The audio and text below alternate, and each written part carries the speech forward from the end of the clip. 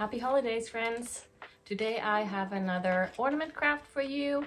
Last time, if you watched my last video, I made these gingerbread cardboard ornaments. They were pretty much free for me because I had everything at hand, but even if you don't, it's super easy to make.